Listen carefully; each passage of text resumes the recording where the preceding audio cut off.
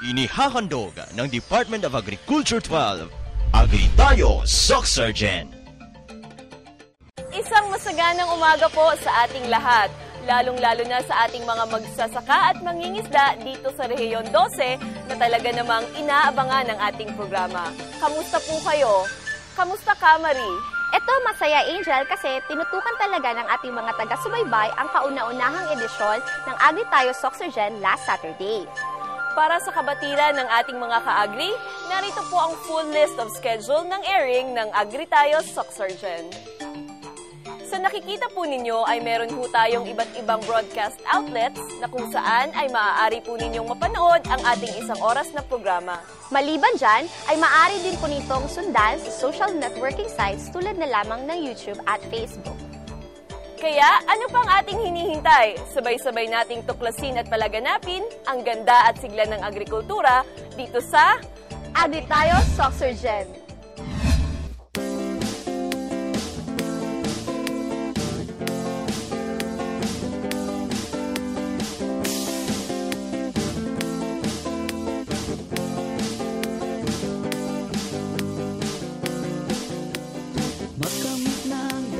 Na kaalaman upang ang saka at palaisdaan mapagkakitaan ng mamamayan sa agrikulturang pangkabuhayan.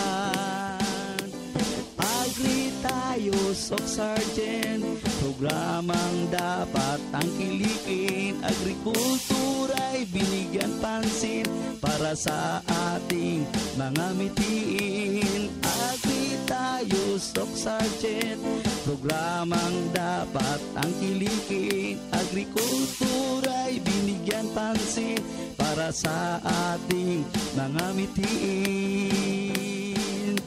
Ito'y programang pangkabuhayan at dito ika'y tutulungan. Agri Tayo Soxargen, programang dapat tangkilikin. Agrikultura'y binigyan pansin para sa ating mga mitiin. Agri Tayo Soxargen, programang dapat tangkilikin. Agrikultura'y binigyan pansin para sa ating mga mitiin.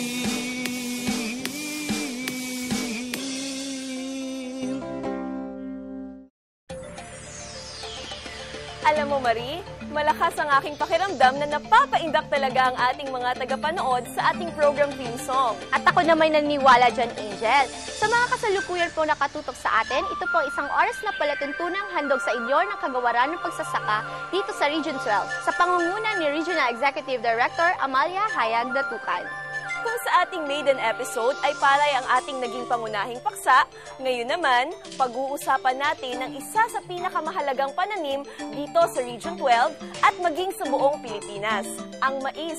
Ibig sabihin nito, Angel, ay may kinalaman sa pagsasaka o industriya ng mais ang ating magiging kabuoang tema ngayong umaga. Muli, sabay-sabay nating tuklasin at palaganapin ang ganda at sigla ng agrikultura dito sa Agri Tayo Soxargen.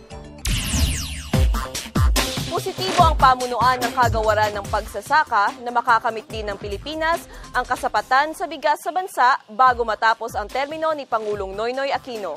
Maki-agribalita kay Ms. Nelly Ilianan. Pinahayag ni Agriculture Secretary Proceso Alcala na maaaring makamit ng Pilipinas ang kasapatan sa pagkain ng mas maaga kaysa sa itinakdang target ng ahensya. Ito ayon pa kay Secretary Alcala ay dahil sa naitalang pinakamalaking produksyon ng palay sa buong bansa na umabot sa 18.4 milyong metriko toniklada noong nakarang taon na naging daan upang makamit ang 96% rice self-sufficiency status. Ipinaliwanag ng opisyal na sa ilalim ng Food Staple Self-Sufficiency Program ng DA, ang mga Pilipino na nakasanayan ng kumain ng kanin ay hinikayat din na subukan ang mga alternatibong pagkain gaya ng puting mais, saba, kamuting kahoy at iba pang lamang ugat. Dahil dito, isinusulong ngayon ng DA ang advokasya nitong mahikayat ang mga Pinoy na kumain ng puting mais, kamote at marami pang kahalintulad na root crops sa halip na bigas na kanin. Sa iba pang balita, mahigit 200 magsasaka ng Suralles, South Cotabato ang nakikinabang sa 4.8 milyong pisong halaga ng Farm to Market Road na ipinagawa ng Kagawaran ng Pagsasaka sa Barangay Kanahay. Maki-Agri Balita kay Carl Aguilon. Ipinahayag ni Barangay Captain Mario Defensor ng Barangay Kanahay, Suralles, South Cotabato na lumaki ang kita ng mga magsasaka sa kanilang lugar dahil sa mga interbensyon ng Department of Agriculture. Tinukoy ni Kapitan Defensor ang higit sa 4.80 milyong pisong halaga ng Farm to Market Road na ipinagawa ng Kagawaran sa Sitio Bleboy sa nasabing barangay na pinakikinabangan ng higit sa 200 na magsasaka. Noong hindi pa maayos ang kanilang kalsada, ikinuwento ni Bleboy Communal Irrigators Association President Jose Tangub na napakamahal ng kanilang bayad sa transportasyon ng kanilang produkto patungong sentrong pamilihan dahil sa sira-sirang kalsada. Kwento pa nito, ang kanilang isang sakong palay na tumitimbang ng 60 kilo ay binibili ng 13 pesos kada kilo sa merkado, ngunit babawasan pa ito ng 8 kilong discount. Ibig sabihin, ang kita sana nitong 780 pesos para sa isang sako ay binabawasan ng 104 pesos kung saan 676 na lamang ang maiuuwing kita ng isang magpapalay. Maliban sa nasabing FMR, tumanggap din ang Bleboy CIA ng mini warehouse at multipurpose drying pavement or MPDP na nagkakahalaga ng 700,000 pesos noong 2013 at isang unit ng rice thresher noong 2012 sa ilalim ng 85 to 15 counterparting scheme. Samantala, pakay ng Department of Agriculture 12 na mai-convert sa organikong pagsasaka ang abot sa 74,000 ektarya ng sakahan sa buong Rehiyon 12 hanggang 2016 bilang pagtalima sa Republic Act 10068 or Organic Agriculture Act of the Philippines. Maki-Agri Balita kay Lito Mariano Salvo. Target ng Department of Agriculture 12 na maisailalim sa organikong pagsasaka ang abot sa 74,000 ektaryang sakahan sa buong Soc-Sargen hanggang 2016. Ayon kay DA12 Organic Agriculture Program Focal Person Dr. Lorna Vilbar, ang nasambit na lawak ng lupain ay bumubuo ng 5% ng 1.4 milyong ektaryang sakahan sa buong rehiyon. Batay kasi sa mandato ng Republic Act 10068 o Organic Agriculture Act of 2010, 5% ng lupain sa buong bansa ay dapat ma-convert sa organic agriculture. Dahil dito, ayon kay Vilbar, doble-doble ang pagsisikap ng DA12 upang mahikayat ang mga magsasaka na tumaliman na sa organikong pagsasaka sa halip na pagsasakang nakasalalay sa paggamit ng mga kemikal at pestisidyo. Anya, ngayong 2014, naglaan ng DA12 ng 19 million pesos para sa pagpapatupad ng mga proyekto sa ilalim ng programa gaya ng pagpapatayo ng mga pasilidad para sa vermicomposting at mga organic training post. Nagpapatuloy din ang mga research outreach station na ahensya na maglatag ng mga prototype para sa produksyon ng organikong gulay, mais, soybeans, legumes at iba pang mga pananim, maging ng manok, baboy at kambing. Para sa Agri Tayo, Soc-Sargen, ako si Lito Mariano Salvo. Sa pagpapatuloy ng ating Agri-Balitaan, abot sa 122 milyong pisong halaga ng mga proyektong pang-agrikultura ang ipinagkaloob ng Department of Agriculture 12 sa bayan ng Pikit, North Cotabato mula 2012 hanggang 2014. Maki-Agri-Balita mula kay kasamang Carl Ulysses Aguilion. Abot sa 122 milyong pisong halaga ng mga proyektong pang-agrikultura ang ipinagkaloob ng Department of Agriculture 12 sa bayan ng Pikit, North Cotabato mula 2012 hanggang 2014. Ipinahayag ni DA12 OIC Regional Technical Director for Operations Zaldi Buloron na sa loob ng 3 taon ay higit sa 122 milyong halaga ng proyektong pangkabuhayan at infrastruktura ang nakuha ng Pikit LGU mula sa DA sa pamamagitan ng project proposals at project grants. Sa nasabing halaga, higit sa 4.6 milyong piso ay nagmula sa Agri-Pinoy Palayan Program sa pamamagitan ng pamamahagi ng mga makinaryang pansakahan at mga post-harvest facilities sa mga grupo ng magpapalay. Maliban sa 4 na banner programs, abot sa 26 na milyong pisong halaga ng Farm to Market Roads ang ipinagawa ng Mindanao Rural Development Program sa nasabing bayan. Para naman sa Grassroots Participatory Budgeting o GPB, higit sa 22 milyong piso ang inilaan sa munisipyo na binubuo ng iba't ibang proyektong pangkabuhayan at infrastruktura na naglalayong maibsan ang kahirapan sa kanayunan. Nasa lampas 32 milyong pisong halaga naman ng proyekto mula sa payapa at masaganang pamayanan o pamana ang ipinagaloob sa lokal na pamahalaan ng Pikit. Todo pasasalamat naman si Mayor Muhirin Sultan Kasi sa tulong na ipinaabot ng DA12 sa mga magsasakang Pikitenyos dahil sa malaki ang naging kontribusyon ng mga ito na mapalaki ang kanilang kita. Samantala mga kaibigan, higit sa 27 bilyong pisong halaga ng Rural Development Program ang nakatakdang pakikinabangan ng 2 milyong Pilipinong magsasaka at mangingisda sa pagsisimula ng Philippine Rural Development Program. Maki-Agri Balita mula kay kasamang Edgar Pasaol. Nakatakdang pakinabangan ng mga magsasaka sa buong South Cotabato ang 36 milyong pisong halaga ng cassava granules production na pupunduhan sa ilalim ng Philippine Rural Development Program o PRDP. Kamakailan lang ay natanggap na ng Rehiyon 12 ang no objection letter mula sa National Program Coordination Office ng PRDP para sa nasabing proyekto. Dahil dito, itinuturing na ang SOCSARGEN ang kauna-unahang Regional Field Office na nabigyan ng NOL sa buong Pilipinas. Batay sa datos ng Bureau of Agricultural Statistics noong 2012, ang mga cassava farmers ng South Cotabato ang nakapagtala ng 34.51 metriko tonelada kada ektarya na siyang pinakamataas sa buong Pilipinas. Paliwanag ng mga proponent, malaki ang potensyal sa merkado ng kamoting kahoy dahil maraming commercial scale feed mills sa lalawigan. Bilang pilot province ng Region 12, inihahanda na rin ng South Cotabato ang kanilang proposed development projects para sa kape at kakao. Samantala, ang Sarangani Province naman ang nagpropose ng 30 milyong pisong halaga ng Virgin Coconut Oil o VCO project. North Cotabato na merong 15 milyong pisong halaga ng rubber sheets production project. Sa karagdagang balita, bilang suporta sa pagpapatupad ng Socio-Economic Development Program ng Department of Agriculture 12, namahagi ang kagawaran ng 150 bags na binhi ng palay at mais, maging ng mga Certificate of Turnover para sa mga working animals at mga makinaryang pansakahan sa higit 100 miyembro ng Sumbakil Multipurpose Cooperative or SMC sa Pulumulok, South Cotabato. Ayon kay DA12 OIC Regional Technical Director Saldi Buloron, ang naturang mga proyektong pangkabuhayan ay bahagi ng Sadyahan Trabang Samoro program ng kasalukuyang administrasyon. Masayang tinanggap ni SMC Chairman Dato Umimbang Unos at iba pang opisyal ng kooperatiba ang mga nabanggit na tulong mula sa DA at iba pang government agencies. Ayon sa mga opisyal ng gobyerno na dumalo sa nasabing aktibidad kumakailan lang, ay simula pa lamang ito ng programa kung kaya inaasahan na masusundan pa ito ng mas marami pang pamamahagi ng livelihood assistance sa komunidad ng Bangsamoro Tri-People sa Central Mindanao. At para sa panghuli nating balita, 3 maswerteng young farmers ng Rehiyon 12 ang nagsimula ng magsanay hinggil sa mga makabagong teknolohiya sa pagsasaka sa bansang Japan.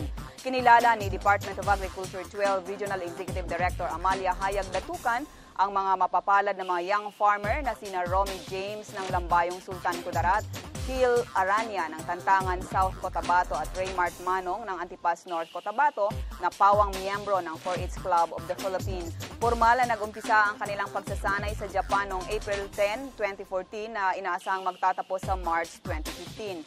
Ang pagkakapasa ng 3 sa higit 2 buwang pagsasanay ay bahagi ng The Young Filipino Farmers Training Program na isang exchange program na nakabatay sa bilateral agreement ng mga bansang Pilipinas at Japan.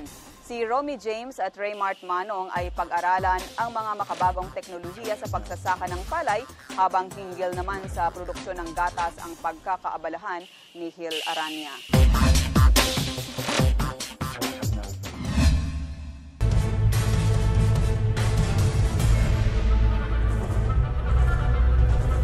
Palay,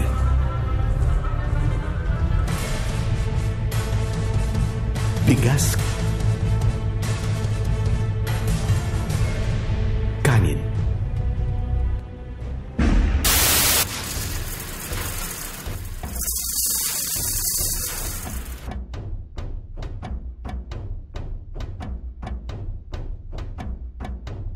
Isla ko hugasan ko ang bugas, gusto niuwad ko sa balde, magamay na lang ang bilhin niya tubig, madala.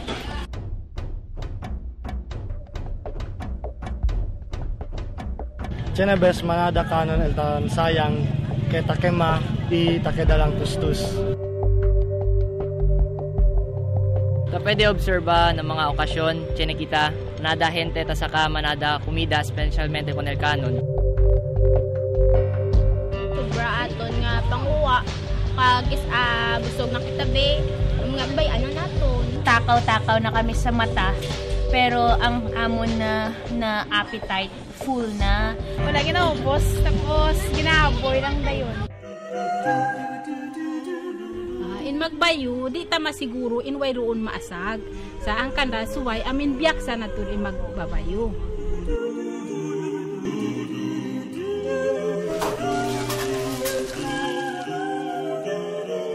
Kung kaisa man ang nagatigang sa amon, magkilis siya, hindi mo siya maibitar nga wala sang may madala nga gas.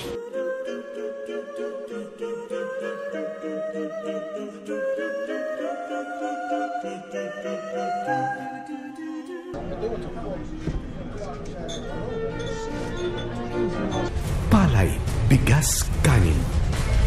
Huwag sayangin. Ang mensaheng ito ay hatid sa inyo ng Department of Agriculture.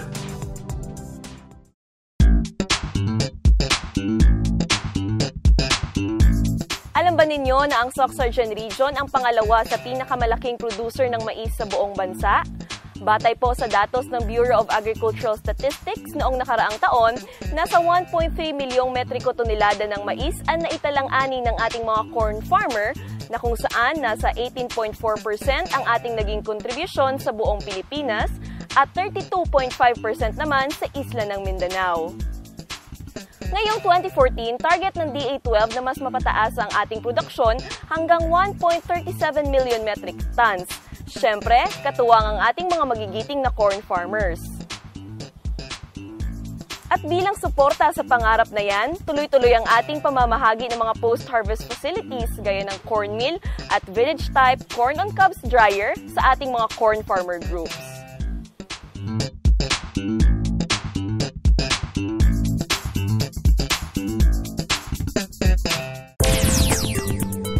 Isang masaganang umaga po sa ating lahat. Kung ang ating first episode ay tungkol sa palay, ngayon naman ang ating pag-uusapan ay tungkol sa mais. Ngayon dito sa Agri Talakayan, kasama ko po ang ating OIC RTD for Operation and at the same time Regional Corn Coordinator at ang ating RAFC Executive Officer, si Mr. Saldi Boloron. Kamusta po kayo? Magandang araw naman kasamang Angel, okay naman po tayo. So sir, tutuloy-tuloy ko na po for your first question. Kamusta po ang pagpapatupad ng proyekto ng DA12 under the Agri-Pinoy Maisan Program at ano-ano naman po ang overall recent accomplishments sa ating rehiyon? Well, as of September 30, 2014, ayon sa ating assessment, ang corn ay nakatala na po ng 55% more or less sa physical accomplishment and 45% sa ating financial. Nakatuon ang ating intervention sa mais sa pagpaayos ng ating mga post-harvest facilities like the establishment of village-type corn-on-cob dryers, pagpamudmud ng mga corn mills, corn chillers, at iba pang post-harvest facilities na maipaayos ang kalidad ng ating mais or the premium quality of our corn grains in our region. At bukod dito, kasamang Angel, inaayos po natin ang pagpapatupad ng sinasabi nating development of idle lands. Yung mga idle lands natin na katiwangwang sa mga areas ng ating mga probinsya na kung saan nagkaroon po tayo ng Memorandum of Agreement sa ating mga lokal na pamalaan sa probinsya na mag-develop tayo ng at least 100 hectares per province. So sa kasalukuyan po ay tayo na po'y magdi-deliver ng mga inputs na ibibigay natin tulad ng corn seeds kasama ang fertilizer. At ang ating province or PLGU ang partner natin, ang kanilang counterpart ay sila po ang bahala sa land preparation, din ang ating farmer cooperative o partners natin na mga magsasaka, ang kanilang counterpart ay ang yung labor. So, yan po ang ginagawa natin ngayon at pinagkabalahan ng mga kasama natin sa APP Corn Program sa ating reyon. Okay. So sir, ika-clarify ko lang po, meron pa po ba tayong mga post-harvest facilities din para sa ating mga farmer groups? Meron nga yan kasamang Angels tulad sa sinasabi ko. Ang ating programa, ang direction po natin ay pag-distribute, pag-provide ng mga post-harvest facilities. Kaya sa katunayan, ang problema ng ating corn industry sa ating region ay wala doon sa production. Dahil tayo ay sobra-sobra sa production, meron tayong surplus sa ating corn production sa Region 12, ang kailangan lang po nating paigtingin. Yung ating intervention ay ang pag-develop ng mga premium quality corn. Mag-process tayo ng premium quality corn dahil may kasabihan pag premium quality, premium price. Low quality, low price at no quality, low price. So, ito yung tinitignan natin sa ating programa at dito ay talagang inaayos natin ang pagpapatayo ng mga village type corn on cob dryers at iba-iba pang mga post-harvest facilities. In preparation na rin yan sa ating mga magsasaka sa sinasabing ASEAN Economic Integration. Okay. So sir, ang aking sunod na tanong po ay tungkol po ito para sa ating mga farmers. Kung ano-ano po ba yung mga programs na pwede nating ma-avail under Agri Pinoy Maisan Program at kung paano po ba ito ma-avail ng ating mga farmers?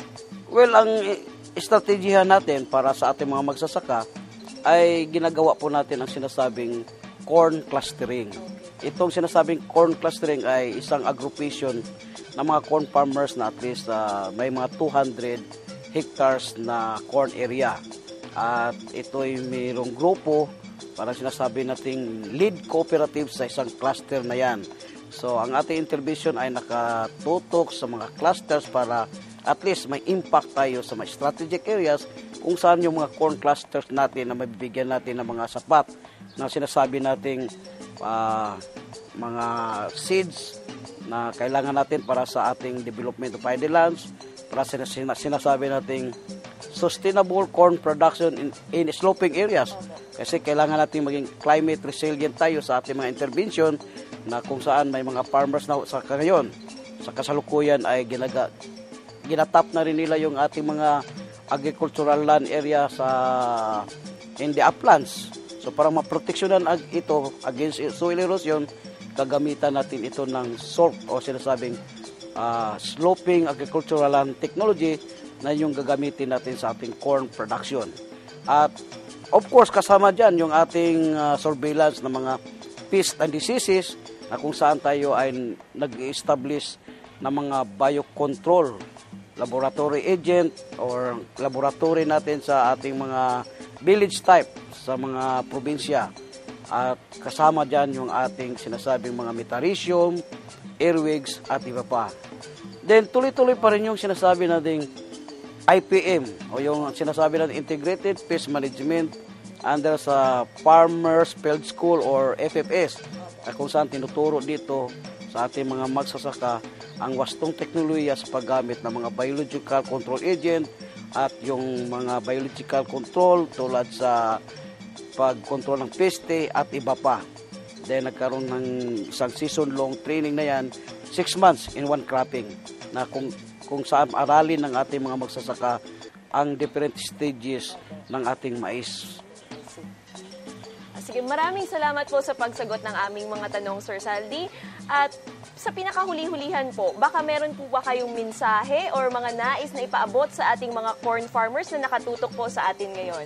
Well, para sa ating mga magsasaka na magmamais dito sa Region 12, kailangan lang po natin ang ating paggrupo-grupo, magka-cluster tayo at magpa-enroll sa ating mga Corn Cluster Federation dito sa Region 12. Naitayo na po natin yan at siguro 5 years in existence na sila at magkaroon po pala tayo na sinasabing 10th National Corn Congress ngayong November 17 to 19 at Cagayan de Oro City.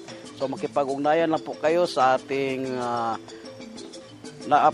Regional President of the Corn Cluster Federation in Region 12, si Mr. John Carl Sibug o ang kanyang Vice Presidente na si Mr. Rogelio Mascardo. At kung gusto po natin makaabil ng mga iba't ibang programa sa ating corn program, huwag po natin kalimutan na maging member tayo sa ating asosasyon, sa ating corn cluster at magbigay po ng letter of intent kung anong klaseng intervention ang gusto ninyong ma-avail sa ating Department of Agriculture sa pagkipag-ugnayan sa ating mga municipal agriculturists at provincial agriculturists dito sa ating reyon. Okay, maraming salamat po, Sir Saldi. At ayan po mga ka-agri, nakasama po natin ang ating Regional Corn Coordinator, Mr. Saldi Boloron. Sir, maraming salamat po sa inyong oras. Maraming salamat naman at sa ating mga magsasaka na nakikinig sa ating programa at nanonood.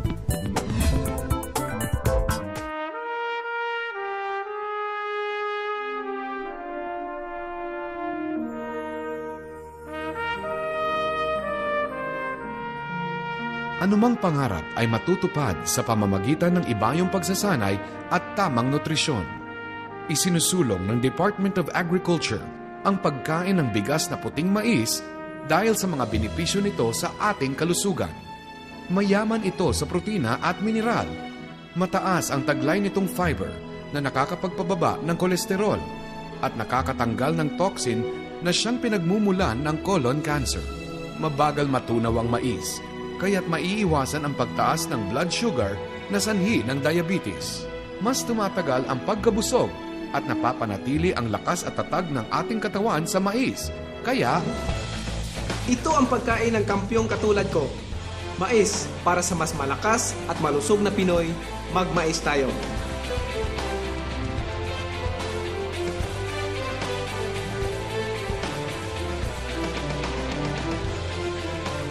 ang mensaheng ito ay hatid sa inyo ng Department of Agriculture at ng himpilang ito. Kasalukuyan pa rin po kayo nakatutok dito sa Agri Tayo Soxergen. Sa loob ng mahabang panahon, larawan ng kahirapan ang mga magsasaka sa kanayunan. Ngunit sa kabila nito, hindi matatawaran ang kanilang papel sa lipunan. At yan ay ang pagyamanin ang lupang sakahan upang hainan ang hapag ng bawat tahanan. Sa ilalim ng Administrasyong Aquino, binigyan halaga ang mga magsasaka at mangingisda sa pamamagitan ng mga programang magpaparamdam sa kanila ng kanilang kahalagahan at kontribusyon sa lipunan. Narito po ang ginawang dokumentaryo ng Presidential Communications Operations Office ng opisina ni Pangulong Noynoy Aquino hinggil sa kasalukuyang kalagayan ng ating mga magsasaka at mga mangingisda. Sa ating special report.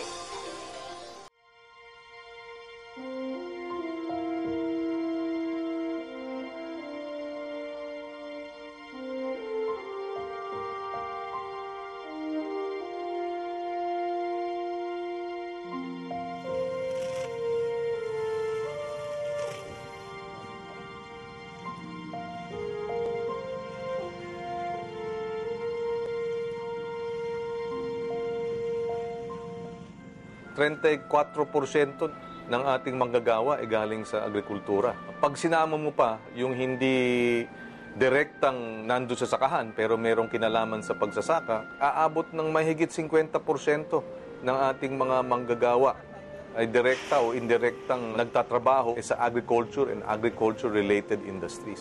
Kapag pinondohan natin ang programang pang-agrikultura, gumanda ang agriculture economy, mahigit kalahati ng mga manggagawa natin, gaganda rin ang kita. Kung titingnan mo ang lipunan natin, kapansin-pansin na yung pinakamahihirap sa ating lipunan ay yung mga nasa hanay na magsasaka. Maraming nagsasabi na maganda yung paglago na ekonomiya natin, yung economic growth natin, pinakamabilis o isa sa pinakamabilis sa buong Asia. Nga lang, hindi nararamdaman ng karamihan sa baba, lalong-lalo na yung mga nasa rural areas natin. Talagang kabilin-bilinan ng ating Pangulo na huwag po mababayaan ang ating mga magsasaka at mangingisda. At the end of the day, agricultural country po tayo. At at the same time, nakikita po natin na napakalaki pong papel na ginagampanan ng magsasaka at mangingisda sa ating ekonomiya.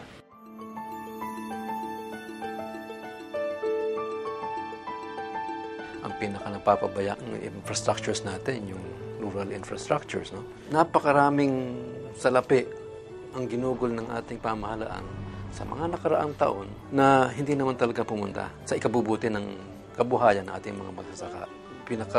Nagbago nitong 2010, no? Nang mahalal si Pangulong Noynoy Aquino, malinaw na ang kumpiyansa ng negosyante ay tumaas nung makita nilang mukhang maayos itong ating pamamahala ngayon. Nung narinig nilang matuwid na daan ang gustong tahakin ni Pangulong Aquino at nung marinig nilang mukhang seryoso na talagang pigilin at supilin ang korupsyon. Ang malaking problema ng ating mga kababayan ay ang kalsada. Maipagmamalaki po natin sa panahon po ng administrasyon ni Pangulong Noynoy Aquino. Lahat po 100% concreting na. At least 6 inches ang kapal at 5 meters ang width ng ating farm to market road. At mukhang isa po ang pinakamagandang pina-adapt ng ating mahal na Pangulo ay yung pong geo-tagging. Kung halimbawa po isang farm to market road or irrigation project, nakalagay po yung coordinates. If ever na hindi ko po ito tinayuan, mabibisto po ako. Karamihan po ng mga irrigation canals ay pinakukongkreto na po natin para sa ganon. Lesser po yung seepage at the same time, hindi po nagbabagnaw. Ngayon po nagagamit po natin yung ating mga dams as source of electricity. So yung pong return of investment ay nagiging mas maganda. So nakakapag-irrigate na siya, nagpo-produce pa siya ng kuryente. So maganda po ito para sa ating ekonomiya. Pag ganun ho ang usapin, hindi na ho magkakaroon ng problema sa supply. Mababawasan po ang ating mga import. At sa halip na ang mga Vietnamese o mga Thai na mga magsasaka ang binibilhan natin ng bigas at sila ang nakikinabang, ang makikinabang ang ating mga kababayang magsasaka.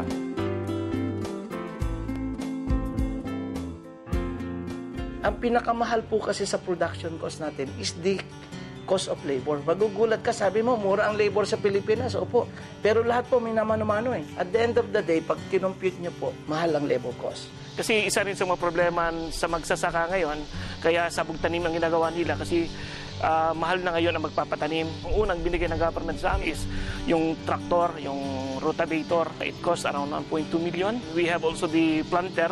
Second is the combine harvester, yung sa aming mechanical dryer. It's the first time na nagkaroon ng mechanical dryer dito sa Region 12. So yan ang pinaka-need talaga ng magsasaka lang panahon na tang-anit, saka maulan.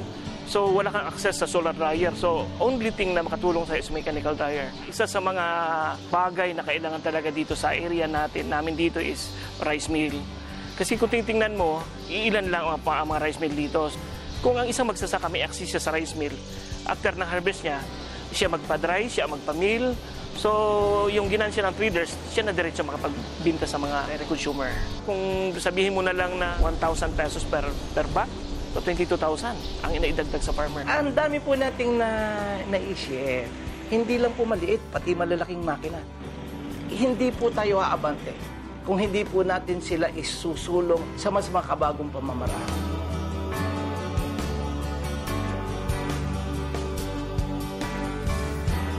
Ang isa kong nakikita is ang ating rural sector, parang tingin ko kakaiba sa mga rural sector ng ating mga kalapit bansa.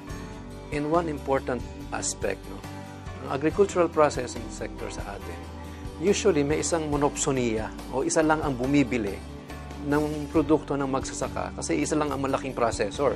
Iisang central lang ang pwedeng puntahan yan. At sinasabi nila, maraming mga sindikato at mga kartel. Ang nagiging resulta ng ganyan, at tinatawag nga ng mga ekonomistang monopsony, single buyer, siyempre kontrolado niya presyo. Pwede niya idikta ang presyong mas mababa kaysa sa kung nagkaroon ng kompetisyon o paglalaban para mabili yung produkto ng farmer.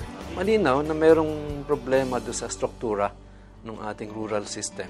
Ang importante po sa amin pong nakita at napag-aralan, from the farm, going to the first market, dapat po ay ang magsasaka ang diretsong magdadala. Kasi doon po kasi na nako-corner yung magsasaka.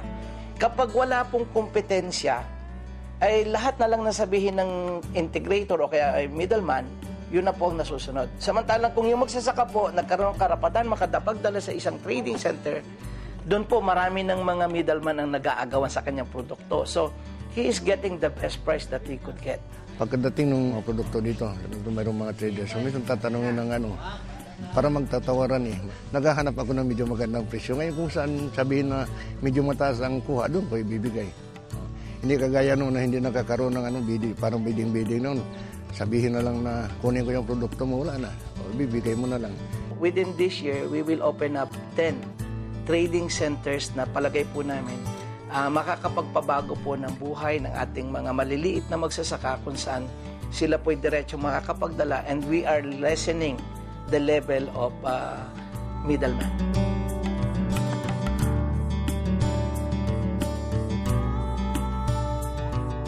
Ang isang napaka-importante rin ay yung mga programa para patibayin at paunlarin at paramihin ang mga maliliit na mga negosyo. Kung ang mga small and medium enterprises ay mas marami at mas matibay ang kanilang mga kakayahan sapagkat maganda ang financing na nakuha nila sa bangko, etc., makaka-exist sila ng side by side doon sa malalaking mga negosyo. Hindi yung parang pinipiga sila ng malalaking negosyo sapagkat siyempre ang gusto ng malalaking kumisan ay masarili nilang lahat yung merkado.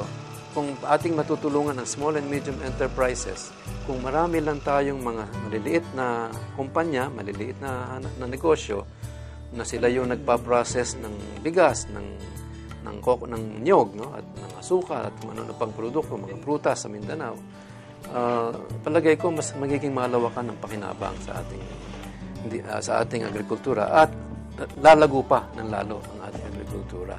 Malaki-laki na rin yung naitulong ng government in terms of equipment. Mula sa seed blower, may rice planter, merong seed storage, at ngayon yung latest, yung color sorter machine. So all in all, 4 million na to.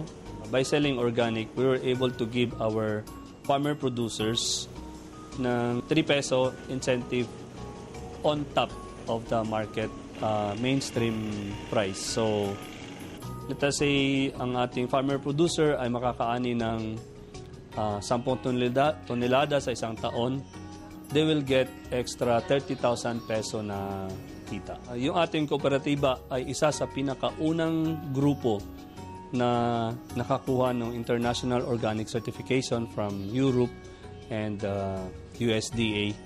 So we will able to reach the global market. Aside from Dubai, meron tayong market sa Germany. Sa ngayon, meron na tayong 6 shipments sa Hong Kong. Nagkaroon din tayo ng 2 shipments sa Macau. And hopefully this year, magsisimula na tayo sa ating US market. Yan, malaki din ang tulong sa akin sa cooperative. Kasi malaki man ang income namin. Siyempre masaya. Kasi nakarating doon sa malayo yung produkto namin na zero chemicals. Mataas na isip natin kasi mag-aspire man tayo ng mataas pa. Makatulong tayo sa iba.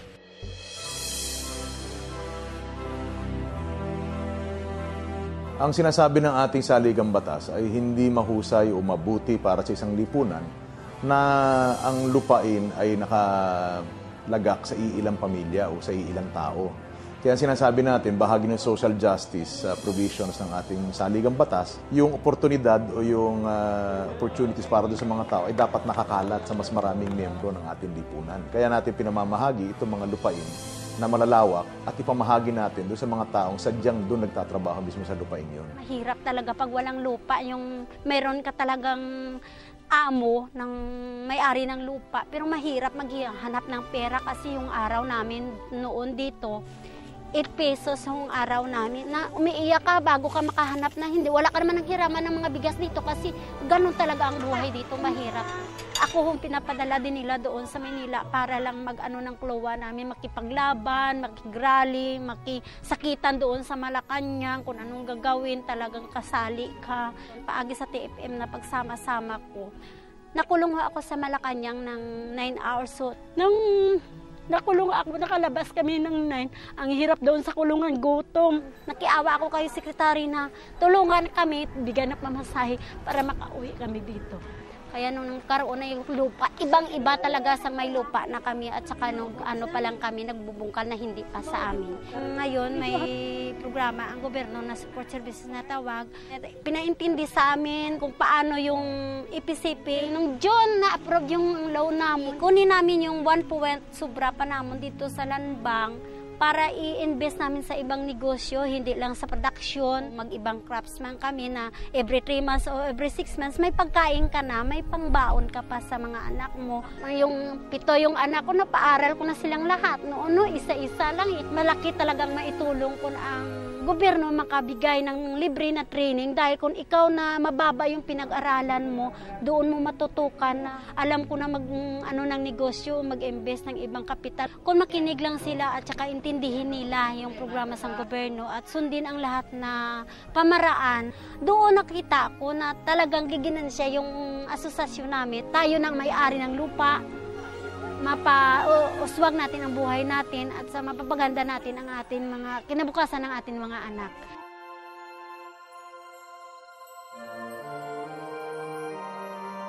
Ang lupa ngayon dito sa Hacienda Lucita, paghahari na ng individual na taong naninirahan dito na beneficiary sa buong 10 barangay. Nag-seminar din kami, lalong dumami yung kaalaman namin paano kikita kami sa pagtatanim. O dahil siya ng Pangulo, inayos niya niyang lahat. Hindi namin masabing hindi kami pwedeng magpasalamat. Dahil unang Panginoon, papangalawa siya, nagkaroon kami ng lupa. Makikita mo yung mga intervention ng government ngayon. Ang dami na mga kapwa ko Pilipino na sa Luzon. Hindi lang po ninyo nakita yung programa ng gobyerno dito sa grassroots level. Ako po ay isang magsasaka at masabi ko po na ang true na nakikinabang talaga sa pundo ng gobyerno, kaming magsasaka dito lalo na sa Mindanao. Nung nagsimula kami, parang we do it on our own. Panahon ni Presidente Pinoy namin talagang naramdaman ang presence ng gobyerno. So kinakailangan yung mga programang ito ay ang magiging resulta, tataas ang antas ng kalidad ng buhay ng ating mga magsasaka. Gaganda ang kanilang kita. So dapat pagtapos ng 6 na taon ng ating Pangulo, magkakaroon ng tunay na respeto at pagkilala sa mga magsasaka at mangingisda sa usapin ng kanilang kontribusyon sa ating lipunan.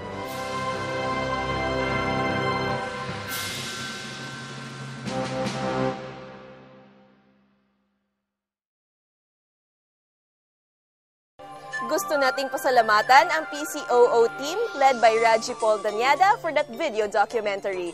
You've just seen the wide array of projects implemented by the DA to facilitate our farmers in attaining optimum farm productivity that would later contribute to achieving total food sufficiency. Samantala, antabayanan natin kung ano-ano pa ang hamon ni Regional Executive Director Bing Datucan sa ating mga corn industry players. Tutukan yan dito sa Agri Tayo, Soxurgen. Ang El Nino ay isang hindi pangkaraniwang kaganapan sa klima na nararanasan sa buong mundo. Umiinit kasi ang karagatang Pasipiko, kaya nagiging mainit at maalinsangan din ang buga ng hangin. Tumatagal ito ng 8 buwan, minsan higit pa sa 1 taon. Naulit din ito tuwing 2 hanggang 7 taon. Iba-iba ang pagitan, kaya mahirap hulaan. Ang pinakamaganda, maging laging handa, lalo na yung mga pinaka-apektadong lugar. Huli tayong dinalaw ng El Nino taong 2010, kung saan libo-libong ektaryeng sakahan sa bansa ang natuyo.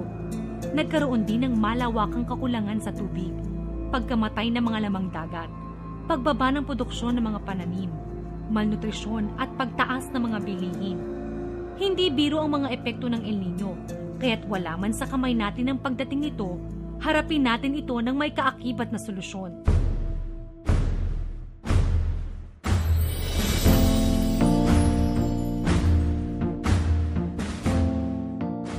Sulitin natin ang bawat patak ng tubig. Siguraduhin maayos ang irigasyon ng mga sakahan. Dapat malinis ito at walang masyadong damo. Takpan ding mabuti ang mga butas para hindi tumagas ang tubig. Gawing 2 sentimetro lang ang taas ng tubig sa irigasyon. 25 hanggang 30 araw mula lipat tanim. Pag husto na ang tubig sa sakahan, isarado na ang mga kanal para hindi maimbak at masayang ang mga sobrang tubig. Buksan na lang ulit ang tubig sa irigasyon pag tuyo na ang lupa. Maaring gumamit ng cloud seeding, ang paglalagay ng kemikal sa ulap para bumigat ito at mapabilis ang ulan. Ang mga karaniwang kemikal na ginagamit dito ay asin, dry ice at silver iodide. Dapat imbaking mabuti ang tubig galing dito dahil hindi ito basta-bastang proseso. Sa pagtatanim, piliin ang mga palay na mabilis gumulang at pwede agad anihin, tulad na lang ng PSB RC14, RC28, RC80 RC82 at IR64. Mas matagal kasi ang pag-ani, mas mataas ang tsansang matuyot ang tanim. Magtanim sa paraang sabog tanim o direct seeding. Sa paraang ito, hindi na kailangang magbungkal dahil mas maikli ang proseso, mas makakatipid sa tubig at mas mapapaaga ang pag-ani. Piliing itanim ang mga gulay na di masyadong nangangailangan ng tubig, tulad na lang ng bawang, sibuyas, pechay sigarilyas at pigeon pea. Gamitin ang dayami na pantakip sa lupa. Mapapanatili na ang halumigmig ng lupa, maaari pa itong ipakain sa alagang hayop. Maganda ring ipakain sa alagang hayop ang tubo na may pulot. Legumes na maaring itanim kahit sa loob ng bakuran. Sorghum, uraro, saging, kamote, kamoteng kahoy at sarang damo at iba pang halaman sa sakahan na hinaluan ng asukal. Mas tipid to kaysa sa mais. Madalang at mahal kasi ang mais kapag tagtuyot. Huwag ding kalimutang bigyan ng mineral block ang mga alagang hayop para malakas ang resistensya nila sa mahabang tag-init. Kung ang alaga mo ay baboy o baka, dapat alam mong hirap silang mabuntis kapag sobrang init ng panahon. Malamang, kakailanganin nila ang artificial insemination. Magpatulong sa livestock technician sa lugar nyo para maayos na maisagawa to. Kung isda naman ang inaalagaan, piliin ang mga klase ng isdang hindi masyadong apektado sa tagtuyot. Bukod kasi sa pag-init ng tubig, umaalat din to kapag tag-init. Ilan sa mga isdang kayang tumagal sa El Nino ay hito, tilapia, bangus, at dalag. Marami pa tayong kayang gawin para maghanda sa El Nino. Para malaman ang lahat ng to, sumangguni sa pinakamalapit na opisina ng Department of Agriculture. Hindi lang kayo basta tuturuan ng iba't ibang paraan para maghanda. Tutulungan pa kayong magkaroon ng mga kagamitan at magsimula ng mga programa para rito.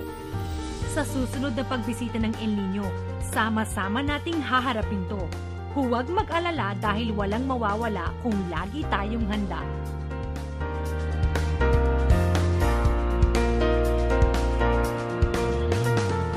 Tuloy-tuloy ang ating pagtuklas sa ganda at sigla ng agrikultura dito sa Agri Tayo Soxurgen.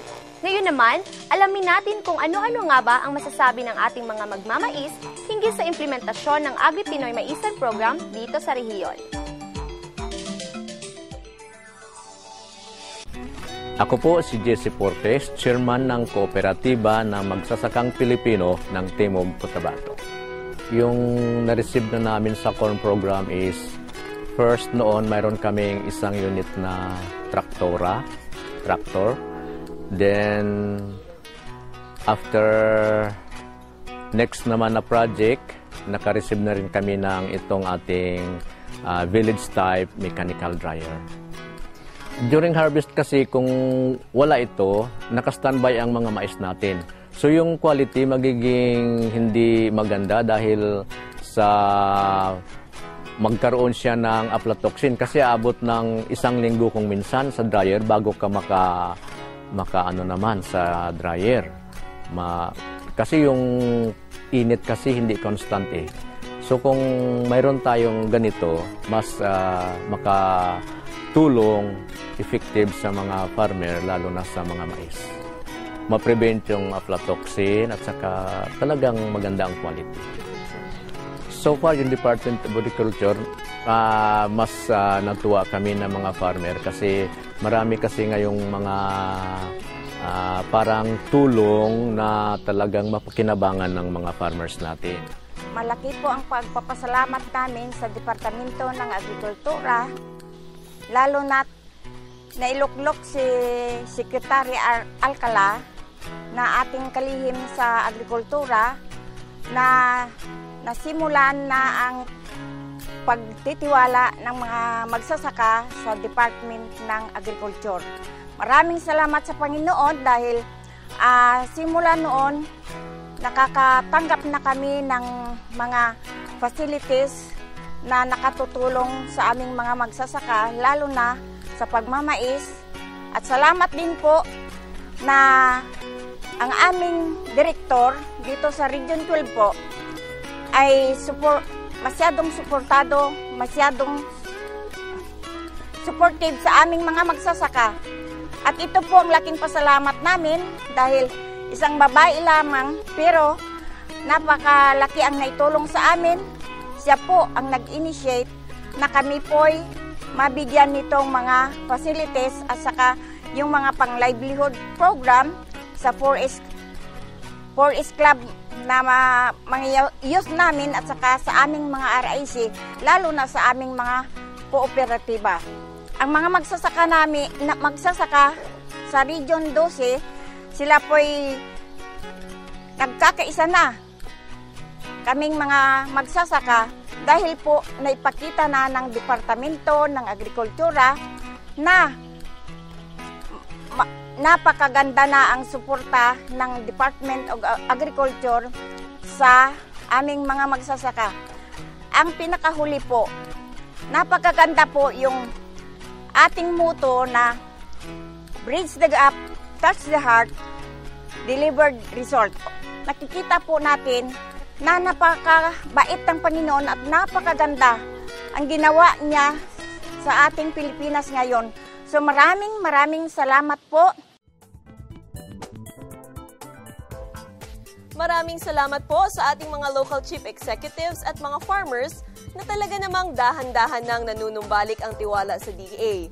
Dahil po sa inyo, ay mas inspirado po kaming maglingkod sa inyo sa abot ng aming makakaya. At para maipaabot din ang kanyang pasasalamat sa ating agriculture industry stakeholders, lalong-lalo na sa ating mga corn industry players, narito po ang ating Regional Executive Director, si Amalia Bing Datukan. Next to rice, corn is the second major crop of the Philippines, and of course, this is the crop that we considered as part of the food sufficiency program. No? It would help a lot in attaining our food sufficiency, because sabi na nga, aside from rice, it's not just rice self-sufficiency, but food sufficiency. Malaki yung ating area sa corn. Actually, ang effective area natin is 467,000 plus, no? And katulad ng sa palay, mayroong mataas ng ani bawat hektarya, mayroon ng umaabot rin ng 5 hanggang 6 na tonelada, at mayroon din namang mababa. Yung mga umaani ng mataas, ito yung mga gumagamit na ng hybrid seeds at saka mga high-yielding seeds or improved varieties. At saka ito namang mga nasa baba pa rin o mababa pa rin ang ani, ay ito naman yung gumagamit pa rin ng mga traditional varieties. No? At ito yung talagang humihila ng average yield ng region. Sa ngayon, regional average ay pumapatak lamang sa 3.2 metric tons per hectare. At umaasa tayo na sana ito'y tataas pa. At dahil dito, nagbibigay tayo ng mga programang makatulong. Ang Agri-Pinoy Program Corn ay naglalayong mapataas ang increase income. Sabi nga, mapataas ang yield para tumaas ang income ng ating mga magsasaka. At ito syempre ay magbibigay ng pagpapataas ng socio-economic living ng ating mga magsasaka. So ang direksyon natin ngayon, una, palawigin pa ang paggamit ng mga high-yielding seeds or improved varieties. At ang isang program na tinitingin na natin na makatulong dito, aside sa mga techno-demo at saka mga production support services katulad ng Farmers Field School at package of technology training, ay mayroon din tayo yung dinedevelop na mga idle land program along with the local government units. Itong idle land na development program, ito yung mga nakikita nating areas na potential sa corn pero hindi naman nagagamit. Kaya tayo nakikipag-usap sa ating mga local government units at katunayan ay mayroon na yata tayong Director Saldi, limang area, no, na tag 100 to 200 hectares na binigyan natin ng tulong mula sa seeds at fertilizer, but in counterparting sa local government units. Ang inihiling natin, babayaran nila tayo, bawat hektarya ng tulong natin, 2 bag na seeds ang ibabalik. At itong 2 bag na seeds na ibabalik ay ibibigay natin doon sa hindi pa gumagamit ng mga improved varieties. At ito Ang kadahilanan, kung maririnig nila, may pinamimigay ang Department of Agriculture 12. Ito po ay nagmula mismo sa programang pinapalaganap natin. Hindi natin ginagastusan ng malakihan sa pagbili ng seeds, kundi bayad doon sa mga Idle Area Development Program. So hopefully, ito ay malaki ang maitulong sa atin at lalong-lalo na sa mga magsasaka. Sinabayan pa ito ng pagbibigay ng mga farm machines para katulad ng traktor, para mapaganda ang pagbungkal ng kanilang lupa at ang magiging resulta nito ay good crop stand at good yield. Mayroon din tayong pinamimigay na post-harvest facilities. So sa post-harvest facility, umaasa tayo na bababa ang mga wastage or spillage ng ating mga mais. At ito ay makatulong sa pagbibigay ng net yield ng ating magsasaka. Or kung tataas yung kanilang net yield or lalaki pa ang volume ng mais na kanilang maibenta upang tumaas ang kita ng ating mga corn farmers. Umaasa tayo na lahat ng mga municipal agriculturists at ating mga agricultural extension workers ay talagang makikiisa sa pagsisikap nating tumaas ang income ng magsasaka. At ito ang ating panawagan sa ating mga local government units, lalong-lalo na sa kanilang mga mayors, mga local chief executives, sa suporta sa agrikultura. At syempre pa sa ating mga agricultural extension workers, makisama po tayo sa programa ng ating pamahalaan ngayon kay Presidente Noynoy Aquino at of course kay Secretary Alcala. Ang pag-unlad ho ng ating magsasaka ay pag-unlad ng ating mamamayang Pilipinas. Maraming salamat po. Magandang umaga po sa inyong lahat. Talaga namang naging hitik sa mga panibagong kaalaman tungkol sa larangan ng pagsasaka at pangingisda ang ating isang oras na pagsasama. Pero bago tayo magpaalam, narito muna ang ating agri-talinong tanong. Para sa inyong sagot, itype lamang ang DA, space inyong pangalan, address, at ipadala sa 0999-923-6054 o maaari rin pong i-post sa aming Facebook account. Ang mananalo ay mag-uwi ng agri-backpack at t-shirt na siya naman naming i-announce sa susunod na Sabado. Kaya mga ka-agri, sagot na! Gusto lang nating batiin ang ating mga ka-agri na talaga namang sinamahan tayo sa ating programa, lalong-lalo na sa ating mga magsasaka at mangingisda sa buong Rehiyon 12. At ang mga empleyado ng Department of Agriculture 12, maraming salamat po. Sa ating mga viewers, maaari rin po ninyong sundan ang ating programa sa Facebook at Twitter sa Agritayo Soxurgen. At para sa inyong mga katanungan o episode suggestions, i-post lamang po sa aming social media accounts o di kaya ipadala sa aming hotline number 0999-923-6054. Kaya tuwing Sabado, pagpatak alas 9 hanggang alas 10 ng umaga, sabay-sabay nating tuklasin at palaganapin ang ganda at sigla ng agrikultura dito sa Agritayo Soxurgen.